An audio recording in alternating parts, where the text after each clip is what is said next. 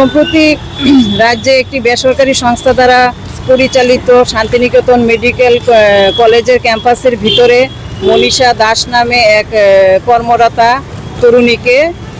তরুণীর মৃত্যু ঘটে, রহস্যজনক মৃত্যু ঘটে। কিন্তু দেখা গেছে মনীষা দাসের পরিবার, আত্মীয় স্বজন ও তার সহকর্মীদের একটা বড় অংশের ধারণা তার এটা ঠান্ডা মাথায় তাকে খুন করা হয়েছে। তারপরে এই নিয়ে এখন পর্যন্ত পুলিশের এই বিষয়ে আমরা কোনো পদক্ষেপ দেখছি না। এরপরে সম্প্রতি আরেকটি ঘটনা দেখা গেছে, সংবাদ মাধ্যমে প্রকাশিত হয়েছে। এই ক্লাস 9 বছরের একটি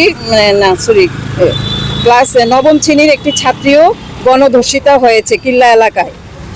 এইটা নিয়ে কিল্লা এলাকায় খুব ওইটা নিয়ে উত্তেজনা ছড়াচ্ছে।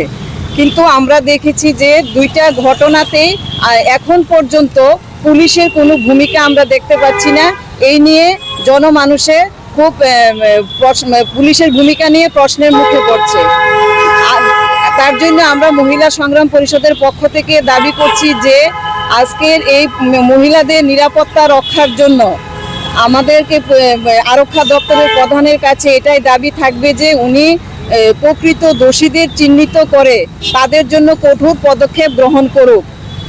দেখা গেছে দিনকে দিন ত্রিপুরা রাজ্যে মহিলাদের উপর সংগঠিত অপরাধ বেড়েই চলছে এবং নিরীহ মানুষের উপর সমাজদ্রোহিতার আক্রমণ চলছে। সুতরাং আমরা আজকে ডিজি সাহেবের কাছে এটাই আবেদন রাখবো যে আজকে আমাদের মহিলাদের নিরাপত্তা এবং নিরীহ মানুষের নিরাপত্তা আজকে প্রশ্নের সম্মুখীন হয়ে দাঁড়াচ্ছে। সুতরাং ওটার জন্য তিনি একটি কঠোর পদক্ষেপ গ্রহণ করুক। তার জন্যই আমরা এখানে আজকে ডিজি সাহেবের কাছে ডেপুটেশন দিচ্ছি, ভিকটিমের পরিবারগুলি যাতে পুলিশের কাছ থেকে সঠিক বিচার পায়। দেখা গেছে থানায় গিয়েও তাদের কোনো বিচার নেই, এমনকি দেখা গেছে যারা অভিযোগকারী তাদের মামলা পর্যন্ত নথিভুক্ত হচ্ছে না। সুতরাং আমরা আজকে আরক্ষা প্রধানের কাছে এটাই দাবি করব যে আজকে তাদের জন্য কঠোর পদক্ষেপ গ্রহণ করা হোক।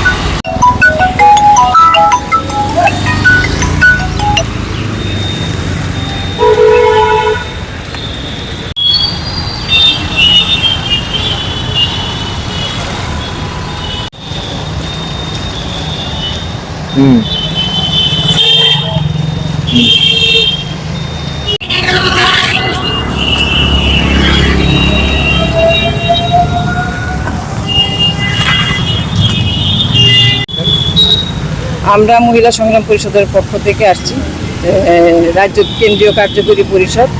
আমি ত্রিপুরা রাজ্য কমিটির সম্পাদিকা। আমাদের এখানে নাম রিজিয়া খাতুন।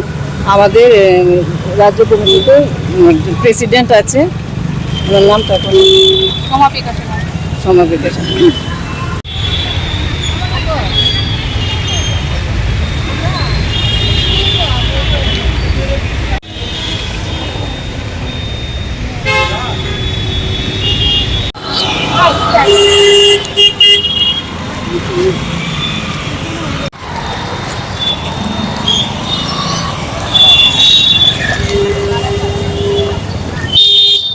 লংতরাই গুঁড়ো মশলা হোক বা সর্ষের তেল, আমার দেশের প্রোডাক্ট, দেশের স্বাদের আনন্দ। লংতরাই রান্নায় তোমাকে চাই।